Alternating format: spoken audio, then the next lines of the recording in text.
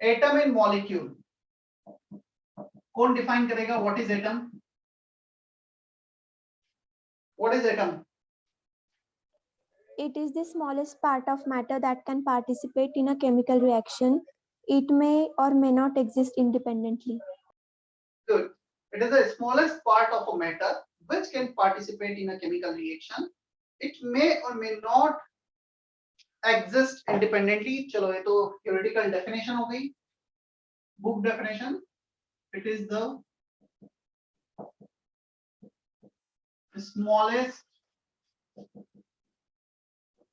part of a matter which can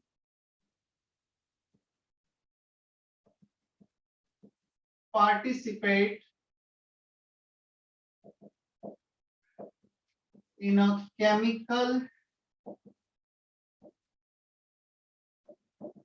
reaction. It may or may not exist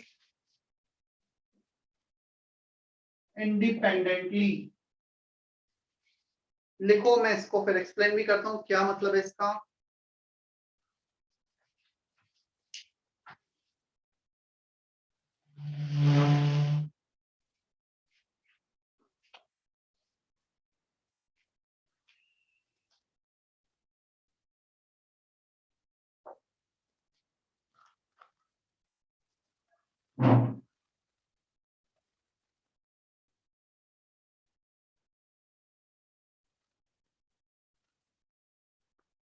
सभी को सब कुछ लिखना है ना, भले पहले भी लिखा हो. और मैं फिर से बोल रहा हूँ, during the lecture you have to complete your lecture notes. बात के लिए नहीं छोड़ना है. बहुत सारे बच्चे सेंटर पे जब अभी आकर मिल रहे हैं, पता चल रहा है कि सर हम तो बाद में लिखते हैं, पहले रफ में लिखते हैं. मतलब अगेन जब लेक्चर में इतना टाइम दिया जा रहा है लिखने का, तो लिखो जैसे क्लास में लिखते हैं. जब ऑफलाइन क्लासेस होती हैं तब ऐसा थोड़ी ऑप्शन होता है कि हम बाद में लिख लेंगे. और होप ऑफलाइन क्लासेस बहुत जल्दी स्टार्ट, उसकी परमिशन शायद हमें काफी जल्दी मिलने वाली है. Yes yes Bhagyashree. सर मेरे यहाँ पे बहुत नेटवर्क इशू आ रहा था, तो मैं लेट ज्वाइन हो रही अभी ज्वाइन हुई थी. तो अभी क्या शुरू है सर, मुझे नहीं समझ में आ रहा है. अभी तो डांट चल रही थी, डांट शुरू थी. खानी हो तो बोलो तुम्हें भी. ये बस जितना बोर्ड पे लिखा है भाग्यश्री, ठीक है? Okay sir. सर इसके पहले भी कुछ लिखा था क्या? नहीं, इसके पहले वाले लेक्चर का लिखा था जो मैंने रफ कर दिया. क्या था इसके पहले? अरे ये फर्स्ट हेडिंग है, डोंट टेक टेंशन, यहीं से स्टार्ट हुआ है. ओके सर, ये चैप्टर है ना? हाँ यही चैप्टर है, यहीं से स्टार्ट हुआ है, नया चैप्टर है. और क्या बोलूं मैं, बताओ. Okay sir. एटम, जो हम बात करेंगे एटम की, सबसे पहले मैं थोड़ा सा हिस्ट्री में जाता हूँ एटम की. एटम सबसे पहले डिस्कवर किया गया था, डाल्टन ने डिस्कवर किया था एटम को 1808 में, early 19th century, almost 215 years back from now. 215 साल पहले एटम की डिस्कवरी हुई थी. उसके पहले हमें ये भी नहीं पता था कि एटम जैसा कोई पार्टिकल है जो नेचर में एग्जिस्ट करता है. ये मैं बात करूं जो एक्सेप्टेड है. बट मैंने एक्चुअली एक दिन बहुत बैठ के रिसर्च वगैरह की, थोड़े से कुछ आर्टिकल्स पढ़े, थोड़ा सा कुछ और चीजें पढ़ी. तो जो हम मतलब संस्कृत में अणु बोलते हैं, हिंदी या संस्कृत में अणु एटम को, शायद हमारे यहाँ वो 10th 11th सेंचुरी से यूज हो रहा है. बट उसका यही है कि कहीं उसको किसी ने जस्टिफाई नहीं किया या एक्सप्लेन नहीं किया बस. अदरवाइज ठीक है, चलो वो हिस्ट्री हम साइंटिफिकली जाएं थोड़ा सा, जो एक्सेप्टेड साइंटिफिक हिस्ट्री है. एटम के पहले मतलब 1808 के पहले हमें नहीं पता था कि एटम जैसा कुछ है. 1808 में फर्स्ट टाइम एटम को एक्सप्लेन किया सर डाल्टन ने. और उन्होंने ये बोला, बहुत सारे पॉइंट्स बताए एटम के बारे में डाल्टन एटॉमिक थ्योरी के अकॉर्डिंग, जो तुमने एटॉमिक स्ट्रक्चर में किया है और कुछ बच्चों ने आईटीसी में किया है. तो उसमें ये बताया गया, atom is the smallest part of a matter, clear, which is not 100% correct. उसके बाद इलेक्ट्रॉन, प्रोटॉन, न्यूट्रॉन ये सब कुछ डिस्कवर हो गए. तो एटम सबसे छोटा पार्ट तो नहीं बचा. Electron, proton, neutron, they are smaller than atom and they present inside the atom. So atom is not the smallest part. फिर उन्होंने बोला ये सबसे छोटा पार्ट है जो केमिकल रिएक्शन में पार्टिसिपेट करता है. Yes, it is the smallest part which participate in a chemical reaction. This is true till now. इसमें कोई इशू नहीं है, वो आज तक हम मानते हैं. सब केमिकल रिएक्शन में सबसे छोटा पार्ट है जो पार्टिसिपेट करता है किसी भी मेटल का. क्लियर? फिर उन्होंने बोला atom of same elements are identical, atoms of different elements are different in their with respect to charge, size and mass, which is not 100% correct.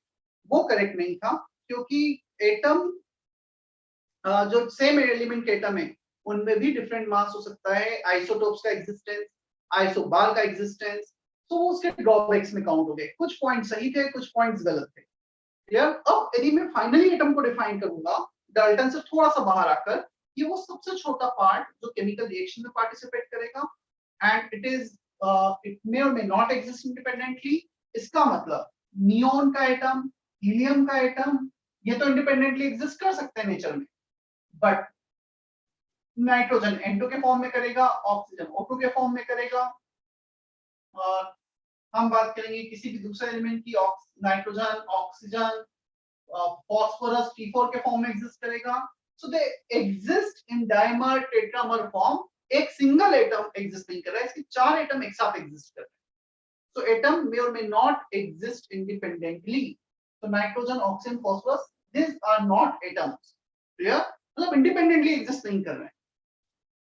Is that okay?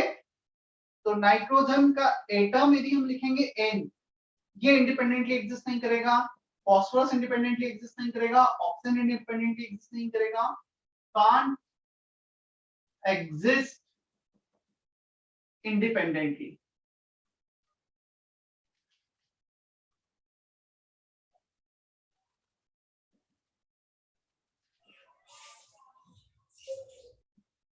Can exist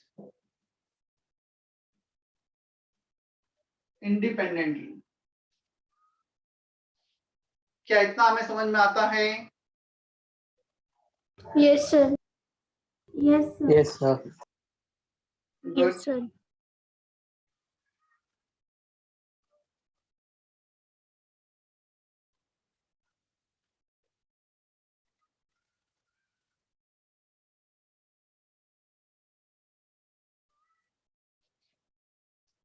अब आते हैं molecule पर.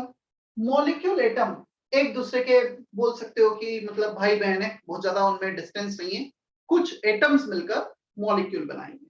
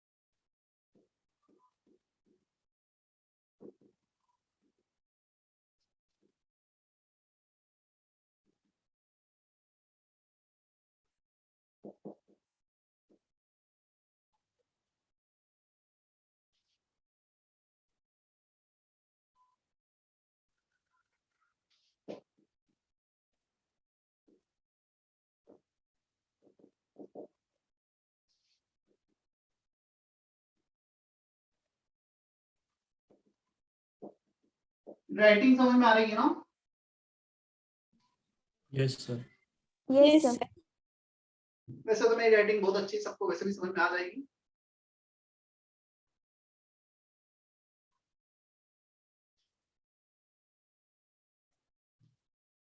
खैर इस computer के जमाने में writing बस ऐसी होनी चाहिए, खुद को समझ में आ जाए. अनलेस और until you are a teacher, तो एक बात अलग है.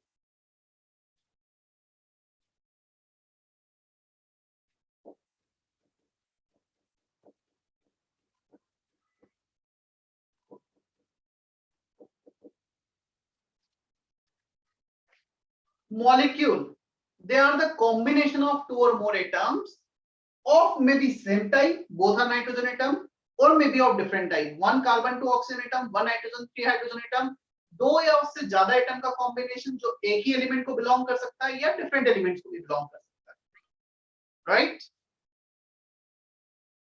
Yes, sir. Yes, sir.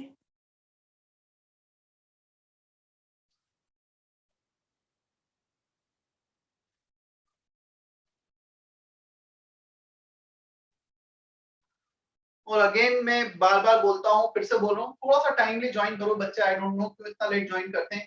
थोड़ी देर पहले अटेंडेंस 51 52 पे थी, अभी 57 तक है।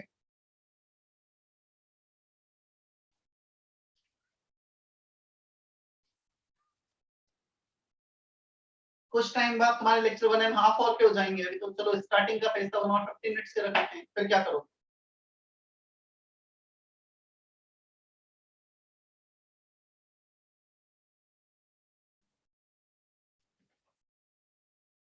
सो एटम देखा हमने, मॉलिक्यूल देखा,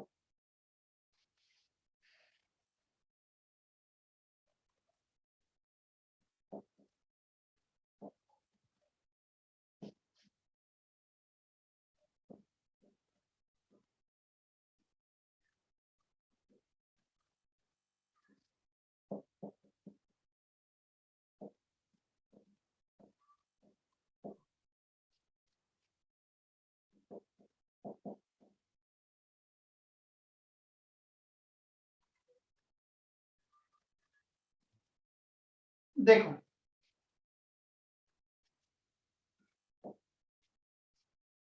both atoms and molecules are very small entity.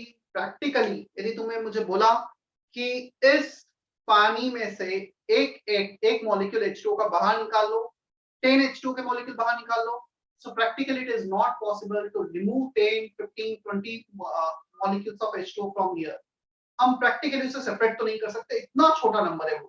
और इनका जो मास है वो रिप्रेजेंट किया जाता है एमयू एटॉमिक मास यूनिट में, या फिर ग्राम्स में in the order of 10 to the power -24। हम 1 ग्राम भी लेंगे तो बहुत छोटा होता है। चलो प्रैक्टिकली लेबोरेटरी में तुमने 0.001 ग्राम को भी सेपरेट किया, ये 0.0000 अप टू 240 ग्राम, बहुत छोटा नंबर है, इसे तो सेपरेट नहीं कर सकते हैं। Is that okay?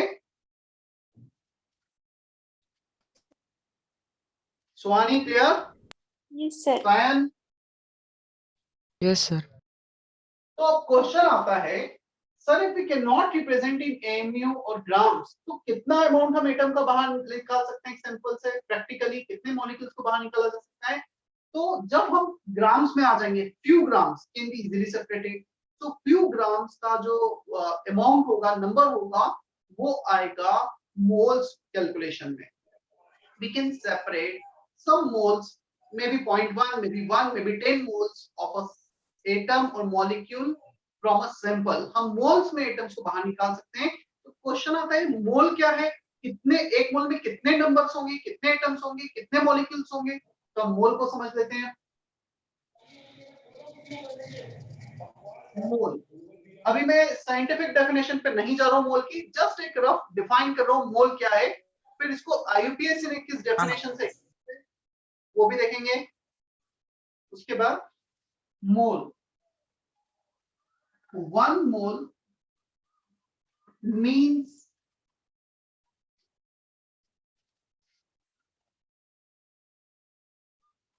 6.02 10 to the power 23 particles.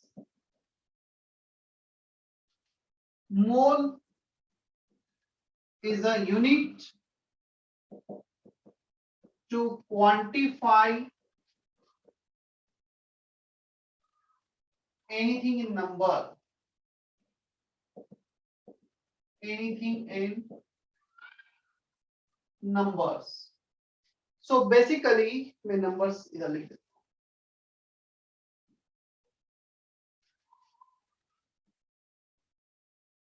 सब कुछ लिखना है ना, जितना मैं बोर्ड पे लिख रहा हूँ, कुछ छोड़ना नहीं है तुम्हें.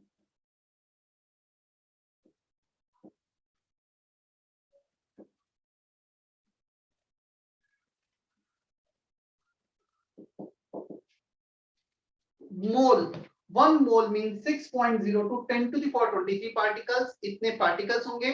If you are saying 1 mole atom, that means 6.0 to 10 to the power 23 atoms. So इतना atoms हम एक sample से इस order में हम atoms को sample से separate कर सकते हैं. If someone is saying 1 mole molecule, 6.0 to 10 to the power 23 molecules. अब एक क्वेश्चन यहाँ पे और रेज होता है, क्या सर मोल सिर्फ एटम और मॉलिक्यूल के लिए डिफाइन होगा या किसी और के लिए भी डिफाइन हो सकता है? जैसे 1 डजन होता है ना, 1 dozen means 12, 1 dozen marker 12 markers, 1 dozen person 12%, 1 dozen of anything is 12, 1 mole of anything is this many particle. You can define 1 mole electron. इसका मतलब होगा कितने इलेक्ट्रॉन्स हो गए हमारे पास. 1 mole of anything मतलब इतने particle. So 1 mole means 6.0 to 10 to the power 23 particles. अब ये particles कुछ भी हो सकते हैं जिसे तुम नंबर में काउंट कर सकते हो. Clear? Electron, proton, neutron, atom, molecules, whatever. क्या हमें इतना समझ में आता है? Yes, sir. Yes, sir. ये सारी चीजें तुम्हें नहीं पता है, बट मैं थोड़ा सा उसके डेप्थ में जाकर तुम्हारी अंडरस्टैंडिंग क्रिएट कर रहा हूँ कि जब भी हम एटम बोलेंगे, मोल बोलेंगे, मॉलिक्यूल बोलेंगे, तो इसका क्या मतलब है.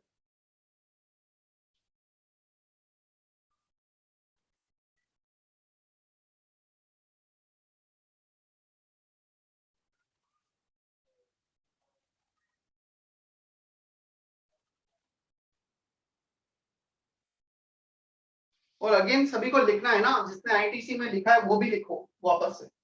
कुछ चीजें एक्स्ट्रा यहाँ पे मैं ऐड करते चले जाऊंगा. Now you can raise one more question. Sir यही नंबर क्यों, ये कहां से आया? तो हम मोल को जब डिफाइन करेंगे साइंटिफिक वे में, आईयूपीएससी ने जो एक्सेप्ट किया है उस वे में, तब तुम्हें पता लगेगा कहां से आया. अच्छा, किसी को वैसे पता है 1 मोल इक्वल टू दिस कैसे डिफाइन हुआ है साइंटिफिक वे में? बताएगा कोई? Anyone expected from MA to batch? 6.02 into 10 raised to 23 is Avogadro's number. Yes. So question is why Avogadro number is this?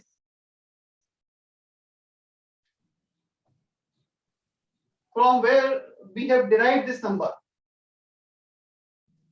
Sir हर बार किसी भी मॉलिक्यूलर मास को मॉलिक्यूलर मास से डिवाइड करेंगे तो यही नंबर आता है, इसलिए. नहीं. Sir, because we have these many particles in the 1 mole of carbon. Carbon 12. मैं बोलो 1 मोल में इतने पार्टिकल्स क्यों हैं? तुम बोलो 1 मोल कार्बन में इतने पार्टिकल्स होते हैं, तो तुमने रिपीट कर दिया जो मैंने बोला. What it? मैं बोलो 1 मोल कार्बन में this many particles. Now my question is why only this many particles? यही क्यों नंबर है?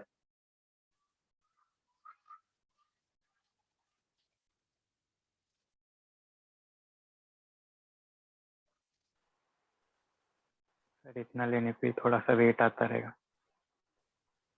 इतना लेने पे थोड़ा सा वेट आता होगा, तो 6.02 की जगह 6.05 क्यों नहीं कर दिया, 7 क्यों नहीं कर दिया, 6 क्यों नहीं कर दिया? समझ रहे हो ना, मतलब यही नंबर क्यों आया है?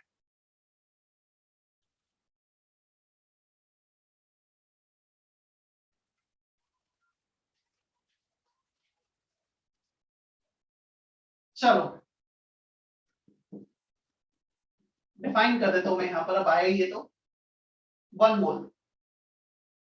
पहले आईयूपीएससी वाला डेफिनेशन हम देख लेते हैं. It is number of carbon atoms, it is the number of carbon atoms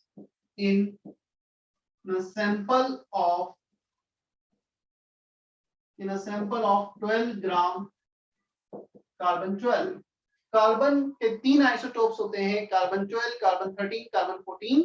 यदि हमने कार्बन 12 का आइसोटोप लिया है, उसमें जितने भी एटम्स होंगे, मेरे पास एक कार्बन है, ये इंक कार्बन है, ठीक है। इस इंक का जब मैं 12 ग्राम लूंगा और एक एक कार्बन एटम्स को सेपरेट करूंगा 1 2 3 4, so I'll get exactly 6.02 10 to the power 20. So this is the IUPAC accepted definition. But sir IUPAC ने कार्बन को ही क्यों ले लिया? ऐसा नहीं कि कार्बन को लिया, बहुत पहले सबसे पहले इसको डिफाइन किया गया था ऑक्सीजन के रिस्पेक्ट में, जो हमारे नेचर में इजीली अवेलेबल था, यहाँ में वेल नोन था। ऑक्सीजन के बाद इसको डिफाइन किया गया हाइड्रोजन के रिस्पेक्ट में, प्रोटॉन के रिस्पेक्ट में। सबसे बेसिक डेफिनेशन पे मैं जाऊं, प्रोटॉन फंडामेंटल पार्टिकल है किसी भी एटम का, क्लियर। एक ऐसा पार्टिकल है जो हर एटम, हर मॉलिक्यूल में एग्जिस्ट करेगा, जिसका कुछ मास होता है, इलेक्ट्रॉन का मास नेग्लिजिबल होता है। तो प्रोटॉन को हमने लिया, and if you take 1 gram of proton, तो gram is standard unit, 1 gram proton लेंगे, and if you count the number of proton 1 2 3 4, you will get exactly this number, Avogadro's number of protons. So 1 gram proton में कितने protons हैं? 12 gram carbon में कितने carbon atoms हैं? 1 gram hydrogen atom में कितने hydrogen atom हैं? 16 gram oxygen atom में कितने ऑक्सीजन है? इनमें से तुम कोई भी डेफिनेशन यूज कर सकते हो। अभी कुछ सालों से, 15-20 सालों से IUPAC ने ये डेफिनेशन एक्सेप्ट किया। मैं और सारी definition, yes Sir, if it was number of protons in 1 gram of protons, then like how was it possible to get that 1 gram of only protons and count? Practically it is not possible, but mathematically everything is possible. See, I am going to do calculation for this. It is the number of protons, or you can say hydrogen. Sir, how can you write protons and hydrogen same? चलो ये भी मैं बता देता हूँ। Hydrogen charge 1, mass 1, it is a combination of 1 proton and 1 electron. The mass of electron is 1/2000 times of mass of proton. Exact number 1/1837. ये दोनों batch को मैंने लिखाया है। क्या MA1 में मैंने मास ऑफ इलेक्ट्रॉन लिखाया है? टेबल Yes, बनाई? हाँ sir. Yes, sir.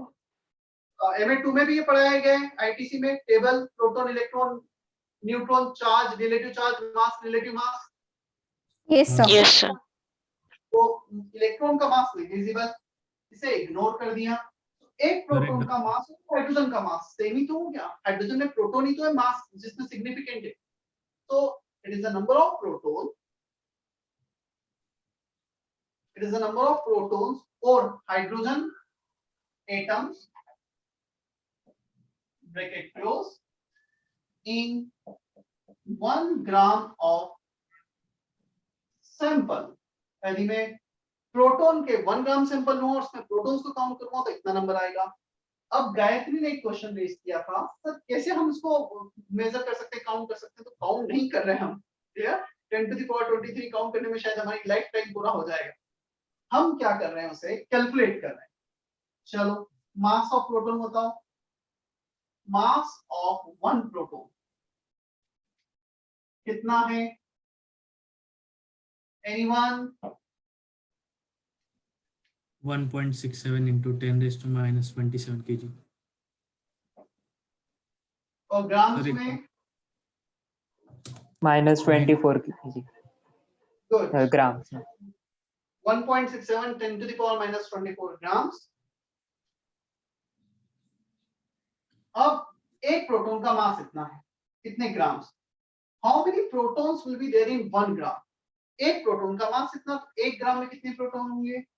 Number of protons in 1 ग्राम। 1 ग्राम में कितने प्रोटॉन? क्या हम ऐसा कर दें 1 upon mass of 1 proton? Simple से एक लॉजिक लेता हूं। मेरा वेट है 80 kg, क्लियर। अब ऐसे बहुत सारे पर्सन है जिनका इक्वल वेट है 80 kg। सो मुझे बताओ, यदि मेरे पास 2000 kg टोटल वेट है तो कितने पर्सन हो 80 kg के? 2000 डिवाइडेड बाय 80 कर दिया। यही करेंगे ना, जितना ही मास है given mass upon mass of 1 proton, that will give total number of proton. क्या इतना क्लियर है? सर एक डाउट है, सर आपने जब बोला कि इलेक्ट्रॉन का मास नेग्लिजिबल होता है, लेकिन इधर तो पार्टिकल्स 10⁻23 है ना, तो फिर इलेक्ट्रॉन तो 1/2000 ही है, तो वो नेग्लिजिबल कैसे होगा? पार्टिकल मेरे पास है 1 मोल, that is 6.02 10 to the power 20। अच्छा क्वेश्चन है। इस हम ज्यादा पार्टिकल हैं तब तो मल्टीप्लाई करेंगे, तब तो बहुत ज्यादा हो जाएगा। मेरा वीडियो ब्रेक तो नहीं हो रहा है ना? No, sir. No. No, sir. ठीक है, everything is okay right? Yes, sir. Yes, sir. तो बेसिकली हमारे पास एवोगैड्रो नंबर ऑफ पार्टिकल है। यदि एक पार्टिकल का मास कम भी होगा तो डेफिनेटली हम ये बोल सकते हैं सर इतने ज्यादा पार्टिकल्स हैं तब तो नेग्लेक्ट नहीं कर। अब हम नेग्लेक्ट इसके रिस्पेक्ट में कर रहे हैं, ये थोड़ा सा समझते हैं। हमारे पास एक प्रोटॉन है और एक इलेक्ट्रॉन है हाइड्रोजन के रिस्पेक्ट में, बात करें जो हम एवोगैड्रो नंबर लेंगे, एवोगैड्रो नंबर ऑफ प्रोटॉन होंगे, एवोगैड्रो नंबर ऑफ इलेक्ट्रॉन भी होंगे। So Avogadro number of Avogadro number of proton भी होंगे। एक प्रोटॉन के रिस्पेक्ट में एक इलेक्ट्रॉन का मास नेग्लिजिबल है, n प्रोटॉन के रिस्पेक्ट में n इलेक्ट्रॉन्स का मास नेग्लिजिबल होगा। यदि उनके मास में n का मल्टीप्लाई कर रहे हो तो प्रोटॉन के मास में भी तो n का मल्टीप्लाई कर रहे हो, जो 1/2000 फैक्टर है वो तो मेंटेन ही रहेगा ना अभी भी। समझ में आया इतना? हाँ सर, समझिए। Yes, sir.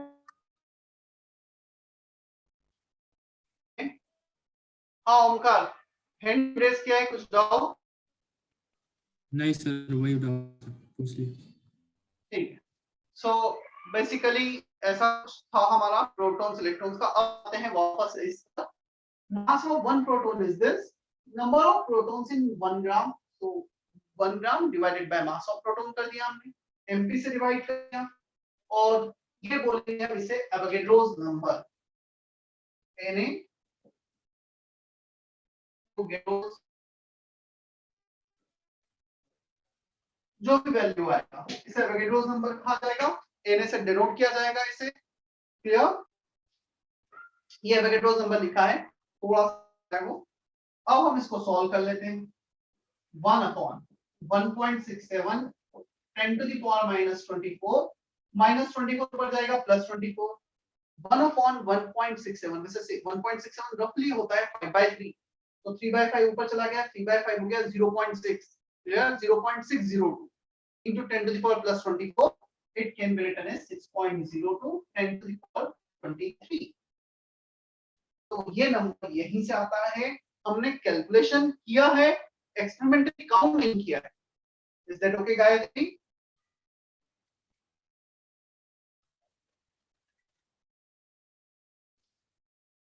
Am I audible?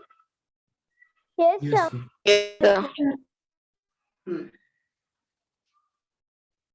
So यहाँ से हमने डिराइव कर लिया, we got one more relationship, proton is Avogadro's number. एक और सा रिलेशन मिल गया यहाँ से, Na equal to 1/mp, so Avogadro's number into mass of proton is 1। इस रिलेशन को भी हम ध्यान रखेंगे, क्योंकि उसी वे में Na डिराइव ही यहाँ से हुआ है।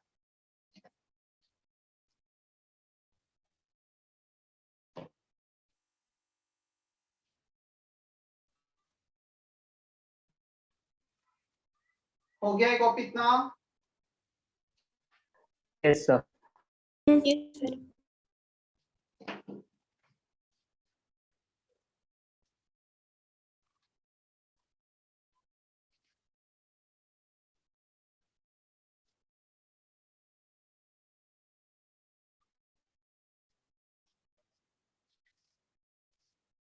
यदि मैं थोड़ा सा इसको पिक्चराइज करूं,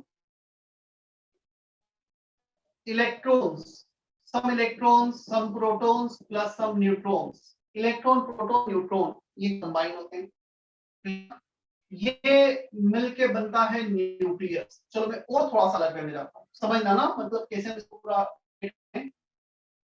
प्रोटॉन्स प्लस न्यूट्रॉन्स ये बना न्यूक्लियस। क्लियर? बोर्ड पे देखना है सभी को, न्यूक्लियस प्लस इलेक्ट्रॉन न्यूक्लियस में इलेक्ट्रॉन ओरेट कर दो तुम अब, न्यूक्लियस के बाहर मतलब, सो nucleus present at the centre plus electrons around the nucleus, ये मिलके बनाते हैं एटम। या अब कुछ एटम्स मिलकर बना सकते हैं मॉलिक्यूल, सम एटम्स ये देंगे मॉलिक्यूल। न्यूक्लियस बनाया, न्यूक्लियस में इलेक्ट्रॉन ऐड किया, एटम बनाया, some atoms can combine to give molecule. Molecule पे आ गए हम। अब यहां से हम आ जाते हैं, कुछ मॉलिक्यूल मिलकर बनाएंगे